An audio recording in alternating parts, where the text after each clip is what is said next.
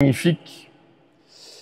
Ce qui m'a été demandé, c'est de vous parler bien sûr de Saint Jean-Eudes, mais non pas de la personne de Saint Jean-Eudes, mais de son héritage. C'est-à-dire précisément de l'actualité, de la spiritualité du cœur de Jésus et de Marie. Voilà, c'est de dire pourquoi aujourd'hui ça vaut le coup de continuer à avoir un culte, à rendre un culte, comme c'est marqué ici, hein, le bienheureux Jean-Eudes qui a initié le culte au Sacré-Cœur de Jésus et de Marie. C'est comme cela qu'il est reconnu aussi dans l'Église. Hein. Très souvent, il est représenté avec un cœur, où c'est écrit « Cœur de Jésus et Marie, fournaise d'amour ». Ici, vous avez la représentation très connue pour nous, les eudistes, des cœurs de Jésus et de Marie, comme l'a dit le Père Gilles, dans un rêve d'un culte futur que Jean-Eudes avait initié. Lorsqu'il a été béatifié et puis après canonisé, Jean-Eudes a été proclamé par le pape donc Saint Pie X et puis Pie XI, père, docteur et apôtre du culte liturgique des cœurs de Jésus et de Marie. Voilà, c'est sur sa carte de visite. La carte de visite de Jean-Eudes dans l'Église, il est particulièrement connu pour cela. Comme le disait Saint Pie X, ce qui met le comble au service rendu par Jean-Eudes à l'Église, c'est que brûlant d'un amour très spécial pour les sacrés cœurs de Jésus et de Marie, il fut le premier, par une inspiration divine, à avoir l'idée d'un culte liturgique en leur honneur. Pratique très suave dont il faut le regarder comme le Père, puisqu'il l'a mis en honneur dès le commencement de son institut, comme docteur, par l'office et la messe qu'il a composé à cette fin, et comme l'apôtre, enfin, car il a mis tout en œuvre pour la répandre. Voilà, et j'imagine que dans les lieux de culte, il y en a ici dans le chœur, il y a un grand Sacré-Cœur, vous avez vu, et on a vu ça hier aussi à l'église. Dans énormément de lieux de culte, il y a cette représentation du cœur de Jésus et parfois aussi du cœur de Marie, et plus rarement les deux ensemble. Mais je ne sais pas ce que, au fond, les fidèles font avec cette représentation du cœur. Voilà, on trouve ça beau, ou pas beau d'ailleurs, parce qu'il y en a qui rejettent un peu cette représentation sulpicienne du cœur de Jésus, avec ses flammes ou pas de flammes, avec voilà, il n'y a pas toujours un accueil, mais il me semble que parfois le rejet des représentations nous a poussé à rejeter même ce qu'il voulait signifier. Et c'est ça le problème un peu. C'est-à-dire qu'à force de ne pas accepter l'image des Sacrés-Cœurs, parce que je ne sais pas si parmi vous, vous rendez beaucoup d'un culte au Sacré-Cœur, je ne sais pas, hein. Mais souvent on n'a pas accepté l'image et du coup même le message que l'image voulait transmettre a été comme perdu. En tout cas, dans nos nations occidentales, disons, ça a été un peu le cas. Alors il se trouve que le pape François a publié une encyclique sur justement le cœur. Et moi, à force de me promener dans la congrégation, je me rends compte que dans d'autres latitudes, cette représentation du cœur ou le culte du cœur de Jésus est restée très vivante.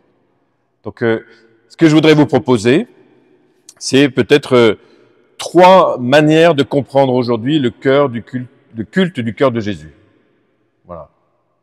Vous me direz à la fin si ça vous a convaincu. Il n'y a rien à signer au final, hein. Mais il me semble que moi, c'est quelque chose dont j'ai parlé même à des nouvelles générations. Et finalement, quand on leur présente ce que c'est le cœur, ben, ils adhèrent. Ils adhèrent plutôt bien. Voilà.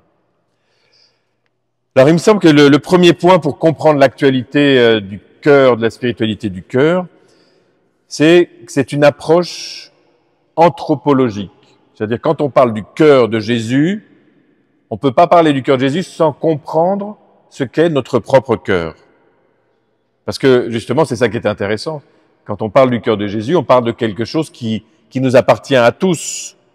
C'est-à-dire qu'on est sûr de tous avoir ça en commun. On a un cœur plus ou moins bon, mais on en a tous un. Voilà. Donc on a tous un cœur. Donc cette approche anthropologique qui, je crois, nous met dans une dynamique de croissance personnelle. Donc c'est ça qui est intéressant quand on réfléchit sur le cœur. Alors, essayons de réfléchir sur notre propre cœur. Il me semble que c'est une étape vraiment essentielle pour en parler. Et c'est le premier chapitre de l'encyclique du pape François. Il s'arrête là-dessus d'abord. Il dit de quoi on parle. Voilà. Ça serait intéressant d'ailleurs que quand je suis en train de vous parler, en disant mais finalement quand on me parle du cœur, à quoi je pense. Voilà. Est-ce que vous pensez simplement à l'organe qui est en train de battre? Vous savez qu'il est en train de battre votre cœur là. Soit vous pensez à l'organe, soit vous pensez peut-être à l'affection, ou peut-être à l'intériorité, ou je ne sais pas quelle autre dimension vous avez en tête quand vous pensez cœur. Voilà. Ça va? Essayez de voir comment vous pensez cœur. Ce que dit le pape François dans Dilexit Nos, il nous a aimés, son encyclique, dit, ce noyau, quand il parle du cœur, il dit ce noyau de chaque être humain. Son centre le plus intime n'est pas le noyau de l'âme, mais de toute la personne. C'est-à-dire que quand il dit ça, c'est-à-dire qu'il inclut forcément la dimension corporelle. Donc le noyau de toute la personne dans son identité unique, et notre identité unique, il précise, qui est à la fois spirituelle et corporelle. Tout s'unifie dans le cœur, qui peut être le siège de l'amour, avec l'ensemble de ses composantes spirituelles, psychiques et aussi physiques. Donc il est en train de nous dire que chaque être humain a un noyau central, a comme un lieu d'où il peut piloter son être personnel. Donc c'est intéressant de voir que le centre, en fait, le mot centre ne désigne pas quelque chose de géographique, mais c'est une ligne, là où convergent les lignes, quand on dit qu'il y a un centre, c'est là où les lignes différentes viennent converger. Et donc les composantes diverses de notre personne ont un lieu où elles peuvent s'unifier. Et ce qui va faire l'unité des différentes composantes de notre personne, c'est l'amour. Donc les composantes physiques, psychiques, spirituelles, vous pouvez penser à, il le dit plus loin, je vais le dire, à l'intelligence, à la mémoire, à la volonté, aux sentiments. C'est-à-dire que tout ça, ce sont des composantes de notre être personnel, mais qu'est-ce qui va faire qu'ils contribuent au service de notre personne? Non pas chacun dans son coin, mais de manière unifiée. Parce que, peut-être que vous avez remarqué, dans ce que j'ai dit, il peut y avoir l'intelligence qui va dans une direction, la volonté dans une autre, les sentiments dans une autre. C'est-à-dire que ça arrive que ces facultés intérieures, finalement, chacune travaille pour elle-même. Et du coup, ça crée un certain désordre dans notre être personnel. Quand chacun travaille pour lui à l'intérieur, imaginez qu'il y ait d'un côté l'affectivité, de l'autre côté la volonté. Et parfois, ça y bataille, non? Eh bien, il y a quand même l'idée qu'il y a la possibilité extraordinaire de faire l'unité entre ces différentes composantes de notre être personnel. Ça, je trouve pour moi que c'est une très bonne nouvelle. On n'est pas condamné à avoir une guéguerre entre nos facultés intérieures, mais elles ont la capacité de s'unifier. Et justement, le travail du cœur, c'est d'unifier ces composantes séparées. Il y a un autre texte où le pape François parle du cœur, c'est dans Lumen Fidei. Vous vous rappelez sa première encyclique, où on disait qu'elle était écrite à 4 mains, parce que Benoît XVI en aurait fait une partie et lui-même l'a signée après. Voilà ce qu'il dit, c'est très intéressant. Il dit au numéro 26, « Le cœur, dans la Bible, est le centre de l'homme. » C'est toujours la même idée. Hein. Et après, il précise, c'est le lieu où s'entrecroisent toutes ces dimensions, le corps et l'esprit, l'intériorité de la personne et son ouverture au monde et aux autres, l'intellect, le vouloir, l'affectivité. Donc oui, il reprend cette même idée, le pape François, toujours. Hein. Si le cœur est capable d'unir ces dimensions, c'est parce qu'il est le lieu où nous nous ouvrons à la vérité et à l'amour, et nous nous laissons toucher et transformer profondément par eux. Voilà, c'est-à-dire que nous avons cette capacité d'unité qui se fait lorsqu'on recherche à être en vérité, avec soi-même, avec Dieu, avec autrui, et lorsqu'on essaye d'aimer davantage.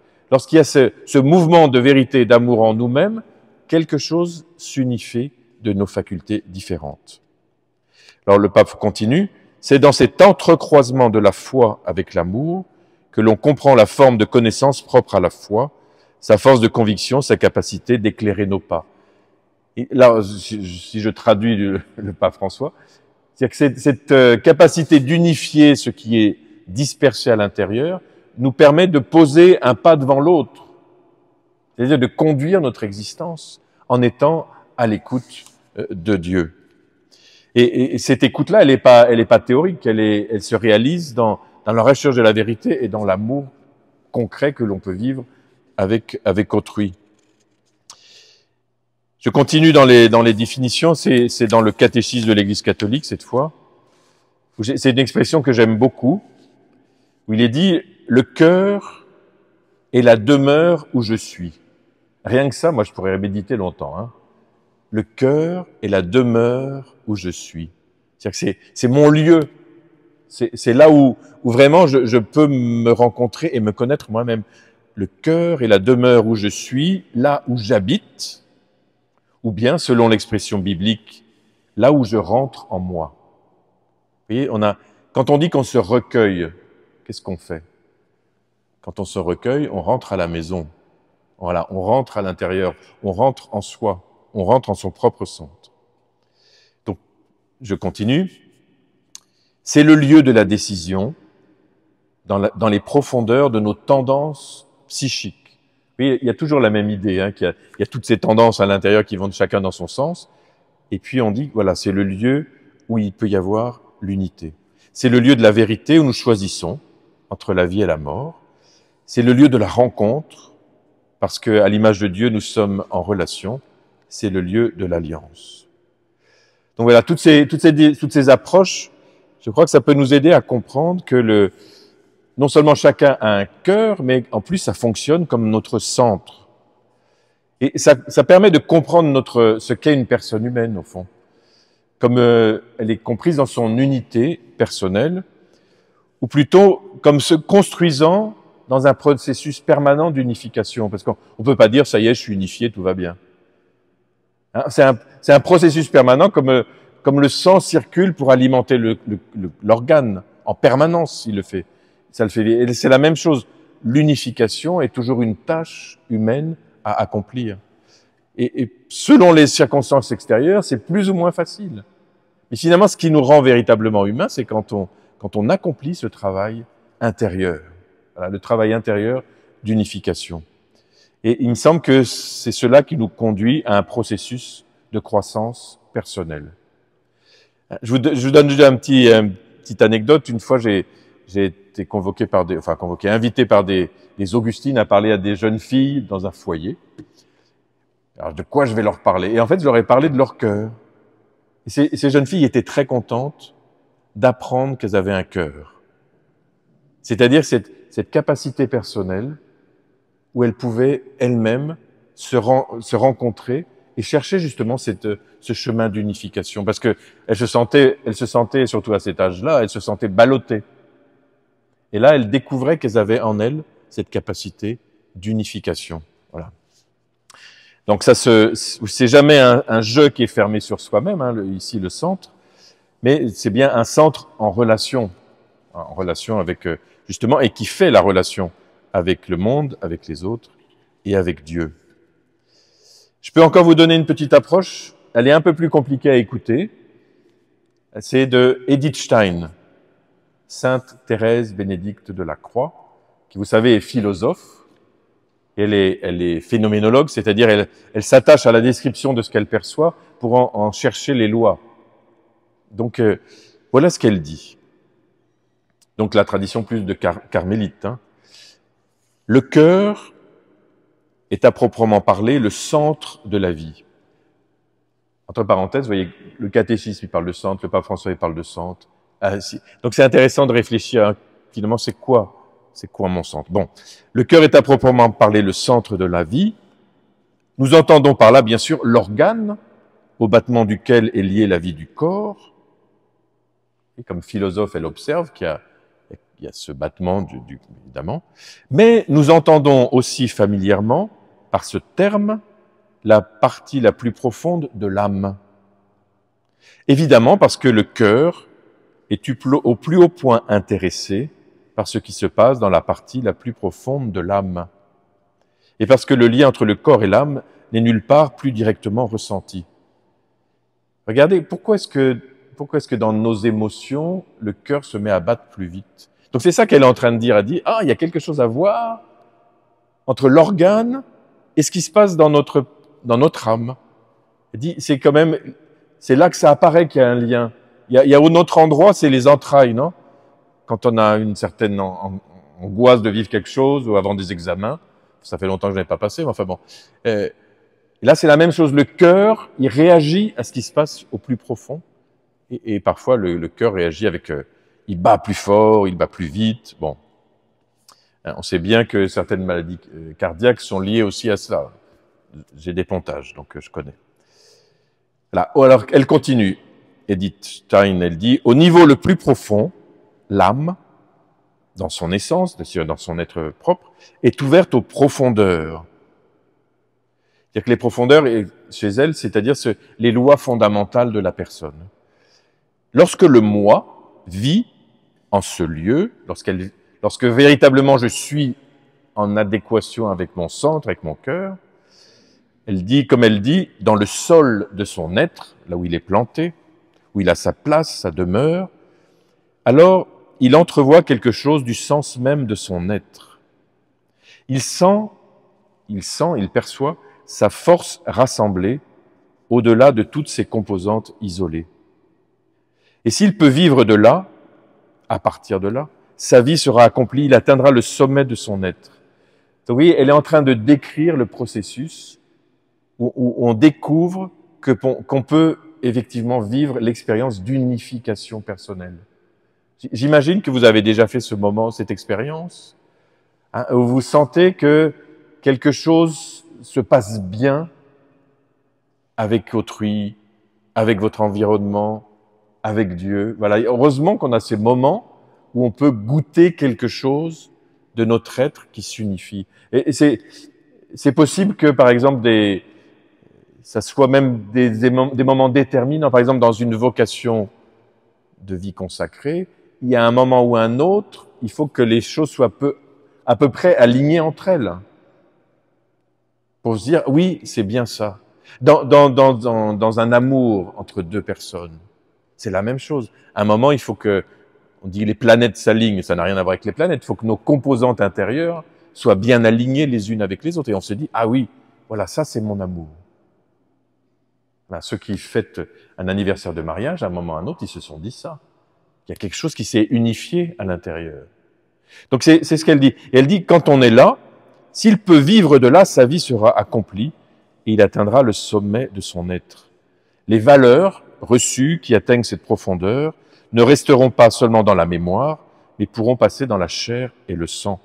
C'est ainsi que se crée dans l'âme cette source de puissance vivifiante. C'est-à-dire que ça se traduit par notre manière d'être. Ça va être mon troisième point. Voilà, vous voyez, cette description du cœur, je me semble très intéressant pour nous-mêmes. Ça nous permet de comprendre une personne humaine justement dans le dynamisme, un dynamisme intérieur.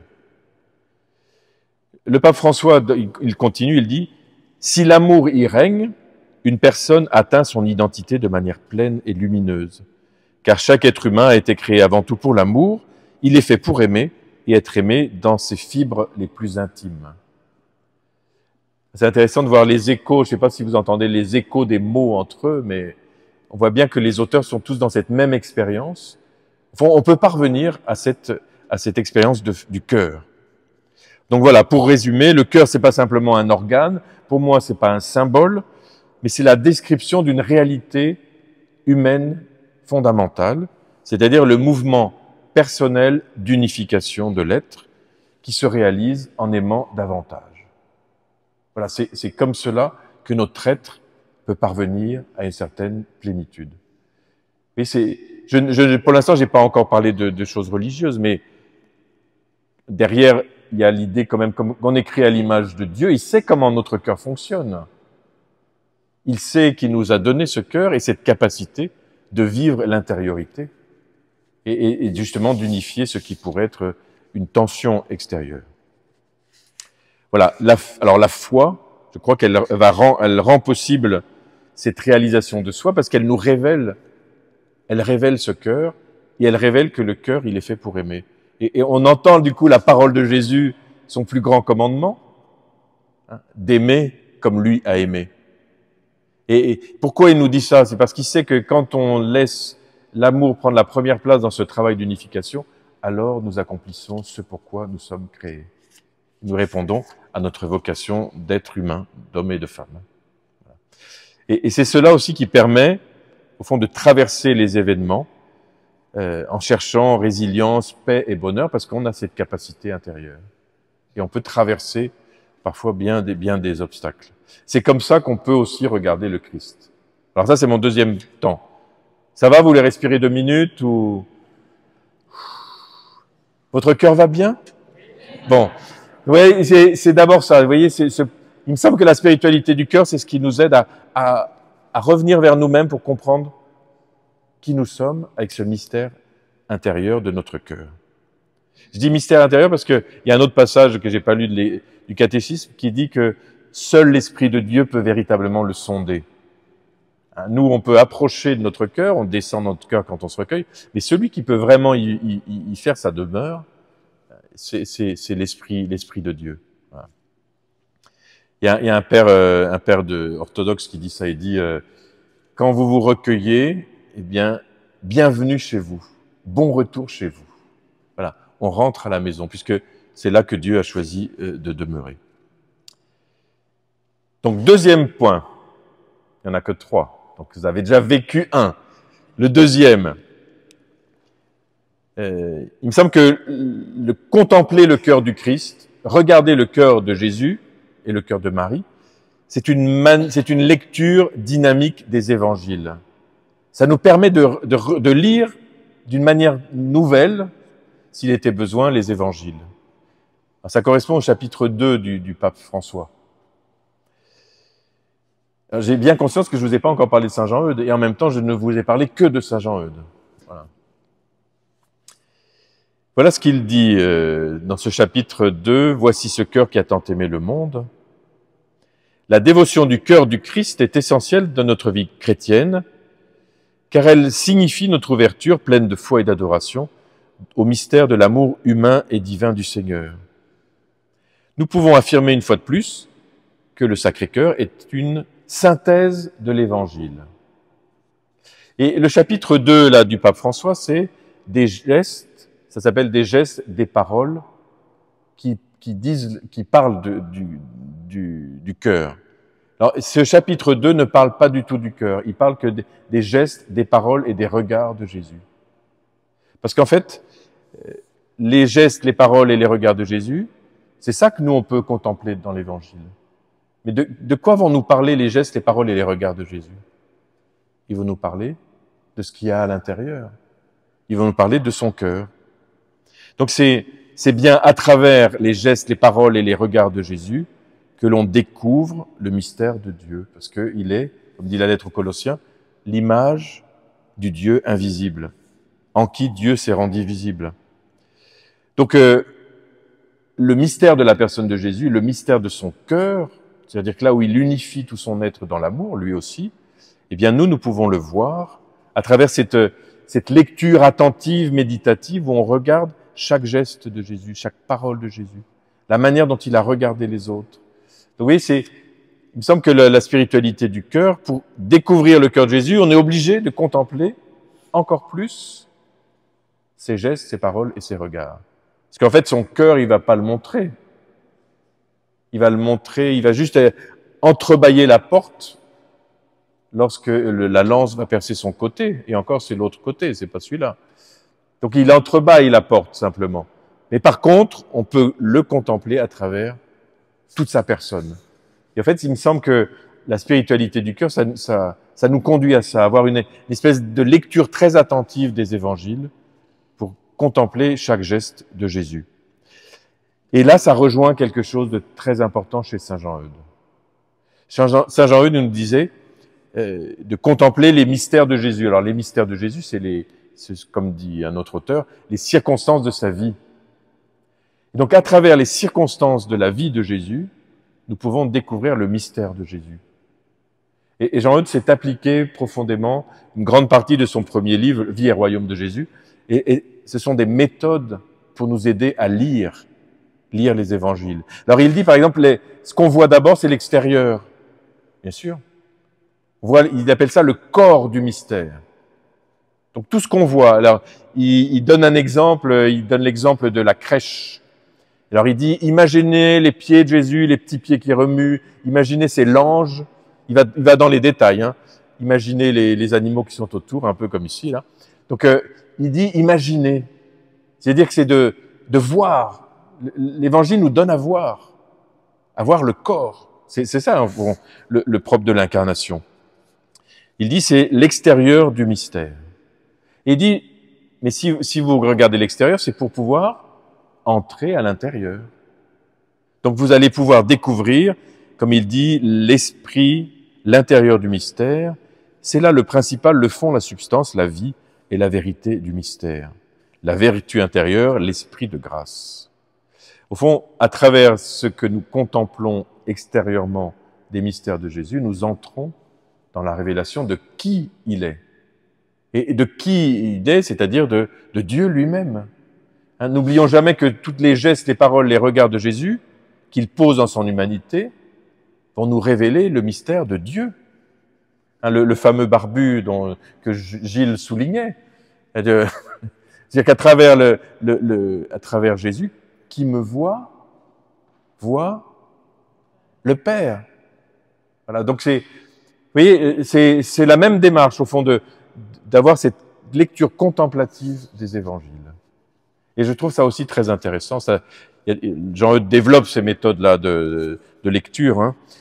Et vous vous rappelez la phrase du Petit Prince? Il paraît que ça a été écrit à Québec City, là, le Petit Prince. Donc, on ne voit bien qu'avec le cœur, l'essentiel est invisible pour les yeux. Voilà, donc c'est ce regard-là, au fond, vraiment un regard très incarné, mais à travers le corps, il faut chercher plus loin. Il faut regarder ce qui habite la personne. Et vous voyez, c'est comme ça qu'on peut lire les évangiles pour aller rechercher le cœur de Jésus ou le cœur de Marie. Une autre manière d'en parler pour Jean-Eudes, c'est quand il nous dit en Jésus, il y a 3 cœurs. Ça vous fait pas sursauter, tiens, c'est bizarre. Non, peut-être que vous connaissez déjà le texte, mais il nous dit il y a 3 cœurs à adorer. Alors, qu'est-ce que ça veut dire? C'est 3 dimensions, au fond. Il dit, il y a l'organe, qui est, alors il dit cette belle expression, le cœur de Jésus qui est tissé du sang de la mère d'amour. Parce que c'est vrai que le cœur de Jésus a été fabriqué avec le sang de sa mère, forcément. Donc, il y a l'organe, hein, qui a battu dans le cœur du Christ, qui s'est arrêté de battre à un moment. Donc, il y a cet organe-là. Après, il dit, le deuxième cœur de Jésus, c'est son cœur psychique. C'est-à-dire que c'est son intérieur. C'est comment toutes ses facultés intérieures sont unifiées par l'amour. Et on peut faire crédit à Jésus qui n'a rien fait qui ne soit totalement habité par l'amour. Donc tout ce qu'il a pensé, tout ce qu'il a fait, tout ce qu'il a dit, hein, toutes ses facultés intérieures ont été toujours manifestées, une manifestation de l'amour de Dieu. Parce que le troisième cœur, c'est le mystère même de Dieu qui est communion, qui est cœur. Alors lui, vous voyez les trois dimensions, c'est comme une fusée, non? Les 3 étages. Vous avez le cœur physique, le cœur psychique et le cœur spirituel. Jean-Eudes, il a cette lecture en profondeur. Mais ça, vous voyez, ça nous oblige à voir le cœur physique pour pouvoir entrer dans le cœur psychique, regarder le mystère de la personne de Jésus, et puis à partir de là, de découvrir le mystère de Dieu. Voilà, il me semble qu'il y a cette profondeur-là ça nous invite à avoir cette profondeur de regard sur Jésus. Quand on dit que Marie garde tous ces événements dans son cœur, de quoi on parle? On parle du cœur psychique, vous voyez. Et en même temps, on le désigne nécessairement dans les représentations par son cœur physique.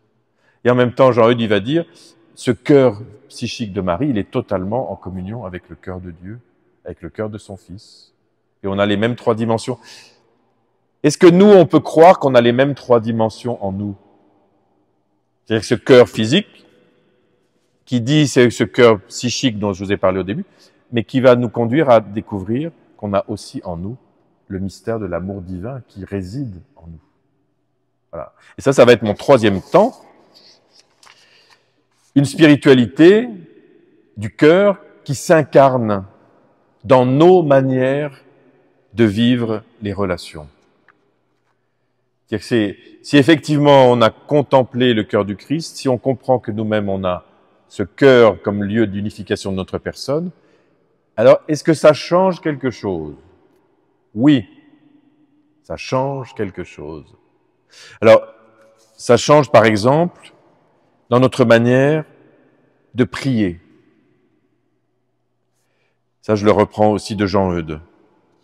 Nos devoirs, comme il dit, envers cet aimable cœur, sont de l'adorer, de le louer, le bénir, le glorifier, de le remercier. Et de remercier le Christ pour cet amour qu'il a manifesté dans les évangiles. Et puis après, il dit de lui demander pardon de tout ce qu'il a souffert pour nous, et puis de lui offrir, en réparation, toutes les joies qui lui ont été données par ceux qu'il aime, toutes nos afflictions aussi, acceptées par amour de lui, l'aimer avec ferveur. Donc oui, peut-être que pour nous, ça peut nous renouveler dans notre manière de nous adresser au Christ, bien sûr à sa personne, mais aussi à ce centre intime, à sa capacité de nous aimer, et d'aimer l'humanité tout entière, et même d'aimer le cœur de Jésus au nom de tous ceux qui ne l'aiment pas. Parce qu'il me semble que derrière les paroles de Jésus, il y a aussi cela. Il parle, par exemple, Jean-Eudes, de la consolation. Et comment est-ce que nous pouvons nous approcher du Christ, vivre avec lui les événements des évangiles. Si vous regardez le Chosen, vous pouvez accompagner comme ça Jésus à travers cette représentation. Alors, elle a forcément ses qualités et ses défauts, mais qu'est-ce que ça vient toucher cette série, sinon justement notre relation avec la personne de Jésus et notre relation avec lui. Jean-Eudes, il a inventé un chapelet, vous savez, un chapelet à 34 grains. Pourquoi 34? Parce que si on compte l'incarnation, il a vécu sur la terre 34 ans. Ah bah oui, parce que quand il était dans le sein de Marie, ça compte. Voilà. Donc, très aimable Jésus, bonté infinie, je t'aime de tout mon cœur, de toute mon âme, de toutes mes forces, je veux t'aimer toujours plus. Alors, c'est ça qui se répète 34 fois. Voilà. Il a inventé cette manière de prier. Vous voyez, très aimable Jésus, bonté infinie, je t'aime de tout mon cœur, de toute mon âme, de toutes mes forces, et je veux t'aimer toujours plus. Cette contemplation de l'amour manifesté en la personne de Jésus, où on le remercie, et en même temps, qu'est-ce qu'on demande? Sinon, nous-mêmes, de le recevoir pour aimer à notre tour. Donc, peut-être que c'est cela, au fond, non seulement ça renouvelle notre manière de prier, mais c'est aussi recevoir de lui une nouvelle manière, une nouvelle capacité d'aimer. Souvent, Jean-Eudes, il est représenté avec un cœur dans la main. Oui, comme ça, là. Comme la statue. C'est pas son cœur qu'il a dans la main, c'est le cœur de Jésus et Marie. Et pourquoi il l'a dans la main? En français, on dit avoir le cœur sur la main. C'est beau, mais c'est pas seulement ça, c'est qu'il dit, mais recevez-le. Recevez du Christ un cœur nouveau. Recevez du Christ une nouvelle capacité d'aimer. Il reprend ici la prophétie d'Ézéchiel. Je vous donnerai un cœur nouveau, je mettrai en vous un esprit nouveau. Et Jean-Eudes dit oui, mais c'est bien sûr, ce cœur nouveau, c'est le cœur du Christ qui est donné pour être mon propre cœur. Il va même reprendre une image de Saint Bernard où il dit puisque Dieu m'a tout donné, il m'a aussi donné le cœur de son Fils. Je m'approprie la capacité d'aimer de Jésus. C'est-à-dire que pas simplement j'essaye d'aimer comme lui, mais je lui dis, mais continue en moi ton amour. Viens aimer en moi. C'est sa grande... Comme il dit, nous devons aussi faire usage de ce cœur, il est à nous. Le Père éternel, le Saint-Esprit, Marie et Jésus lui-même nous l'ont donné pour être notre refuge, notre oracle dans nos doutes, pour être notre trésor. Là, il reprend beaucoup des écrits de Saint Bernard, de Sainte Gertrude, pour faire ce don d'un cœur nouveau. Ils nous l'ont donné non seulement pour être le modèle, la règle de notre vie, mais pour être lui-même notre propre cœur, afin que par ce grand cœur, nous puissions rendre à Dieu et au prochain tous nos devoirs. Vous voyez, il me semble que la spiritualité du cœur, c'est comme un élargissement de notre capacité d'aimer. Contempler le cœur du Christ, découvrir cet amour divin qui brûle en lui et se dire, mais c'est aussi pour moi. Et peut-être lui donner, lui demander. C'est en particulier quand on touche les limites de notre capacité d'aimer, ce qui arrive, qu'est-ce qu'on va faire sinon de demander au Seigneur, agrandis. Il dit même, Jean-Eudes, ne vous contentez pas d'aimer de votre prochain avec votre petit cœur, mais aimez-le de tout votre grand cœur. C'est-à-dire de la capacité d'aimer du Christ. Donc recevoir en notre intérieur vraiment la vie même du Fils de Dieu. Une petite citation du catéchisme qui cite Jean-Eudes. Tout ce que le Christ a vécu, il fait que nous puissions le vivre en lui et qu'il le vive en nous. Je vous le répète. Tout ce que le Christ a vécu, il fait que nous puissions le vivre en lui et qu'il le vive en nous. C'est-à-dire que sa capacité d'aimer, il fait que nous puissions la vivre en lui et qu'il la vive en nous. Et le Christ n'est pas une réalité qui nous reste extérieure, et c'est celui qui vient demeurer en nous et précisément dans notre cœur pour que notre capacité d'aimer soit à sa mesure. Voilà, et puis une troisième dimension là je vous disais, notre renouvellement de notre prière, prier le cœur du Christ, renouvellement de notre capacité d'aimer, et puis il me semble que ça donne aussi une nouvelle manière de comprendre l'Église. En particulier à travers ce que Jean-Eudes reprend très souvent de Saint Paul, 1 Corinthiens 12, où il y a un seul corps, avec le Christ est la tête et nous sommes les membres. Vous vous rappelez de cette image-là. Et Jean-Eudes, il dit, mais oui, mais ça veut dire s'il y a un seul corps avec une seule tête, il y a aussi un seul cœur. Et donc, c'est ce cœur qui fait l'unité du corps. Que ça circule, que la vie circule, que la capacité d'aimer circule. Et au fond, c'est comme ça qu'on peut regarder l'Église. Tous les croyants avaient une seule âme et un seul cœur dans les actes des apôtres. Et au fond, avec le baptême nous met en relation, non pas seulement avec Dieu, mais il nous met en relation les uns avec les autres. C'est-à-dire que souvent on pense le baptême comme étant vertical, voilà, c'est mon alliance avec Dieu, mais non. C'est mon alliance avec Dieu et avec mes frères et sœurs. C'est une alliance où on entre dans le corps. Et donc il y a une nouvelle type de relation qui existe les uns avec les autres. Alors bien sûr, c'est à l'image de la relation entre Jésus et son Père, et aussi c'est à l'image de la relation de Jésus avec chacun des membres même de notre humanité. Et donc le projet de Dieu étant la communion, on comprend que la spiritualité du cœur, c'est une spiritualité qui invite à la communion, à travailler par la communion les uns avec les autres en cultivant des relations cordiales. Il y a un numéro de nos constitutions qui est dit « Les eudistes ont entre eux des relations simples et cordiales ». Je ne sais pas si c'est toujours le cas, mais quand même, c'est ça qu'on essaye de vivre. Vous voyez, de vivre la cordialité. Et je crois que cette cordialité, elle rejaillit sur les fidèles. Vous qui avez connu les eudistes, peut-être que vous pouvez comprendre ce que ça veut dire, justement, de vivre en cordialité les uns avec les autres, en relations qui sont à la fois simples, fraternelles et proches, en vivant les dispositions du Christ entre nous, comme des frères. Et puis, je pense que si on lit bien Jean-Eudes, c'est pas simplement le cœur qui fait l'unité du corps de l'Église, mais c'est le cœur du Christ qui fait l'unité de la famille humaine.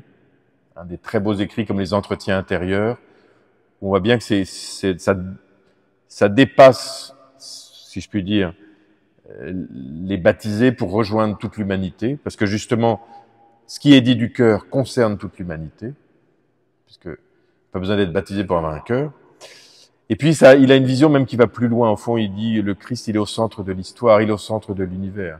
Et il me semble que la spiritualité du cœur nous invite à avoir une vision, parce que finalement, d'où est sortie la création? Jean-Eudes, il pose la question, il dit, la création, elle est sortie du cœur de la Trinité. De la communion d'amour du Père, du Fils et de l'Esprit, qui ont voulu ce projet de création. D'où est sortie l'incarnation? C'est le cœur du Père qui a poussé à envoyer son Fils. Donc il relie, et on peut le faire avec lui, il relie tous les mystères de la foi avec cette spiritualité du cœur. Donc ça nous aide à avoir un seul cœur pour tout le corps, et pas simplement le corps de l'Église, sinon le corps de l'humanité, voire de toute la création. Voilà, je vais m'arrêter parce que je pense que vous êtes un peu... je ne saurais pas vous assommer. Simplement, en conclusion, dire que, au fond, parler de la spiritualité du cœur, c'est pas un sujet qu'on peut aborder de l'extérieur. C'est-à-dire qu'on peut vraiment entrer dans la compréhension de ce qu'est la spiritualité du cœur, parce que c'est une expérience à vivre, à vrai dire. C'est plutôt de l'ordre de l'expérience que de l'ordre de la théorie. Et c'est pour ça que je commençais en vous parlant du cœur que nous avons tous, parce que on peut faire cette expérience d'intériorisation, d'unification. De même que l'expérience de lire les Écritures en essayant de chercher à travers la personne de Jésus à voir son propre cœur, et puis de voir comment cela peut transformer. Et il me semble que ce chemin d'expérience vaut la peine, dans le sens où ça demande un effort, comme tout chemin spirituel, mais qu'au final, véritablement, on vit quelque chose de nouveau dans cette relation avec le cœur du Christ. Je finissais en disant, finalement, ce que je peux voir de ma petite fenêtre, c'est qu'il y a plusieurs jeunes que j'ai pu connaître qui adhèrent finalement assez facilement à ces spiritualités du cœur. Je suis le premier surpris. Et en particulier, la connaissance de soi et la capacité d'aimer, la relation personnelle avec le Christ, et puis la transformation des relations essentielles à chacun. Là, quand on a fait le jubilé, le dimanche 27, les jeunes m'avaient demandé de leur parler de la spiritualité du cœur. Et en fait, en leur parlant de ces trois aspects-là, une meilleure connaissance de soi et de notre capacité d'aimer, notre relation personnelle avec le Christ, et puis la transformation de nos relations essentielles, eh bien, ça emporte une certaine adhésion, parce qu'il y a une attente. Je pense qu'il n'y a pas que les jeunes qui sont dans cette attente. Mieux se connaître, mieux vivre avec le Christ, et transformer nos relations avec autrui. Voilà, donc il semble que cette spiritualité du cœur, elle est là comme un cadeau qui nous aide à avancer sur ces trois chemins-là. Merci de votre écoute. Voilà.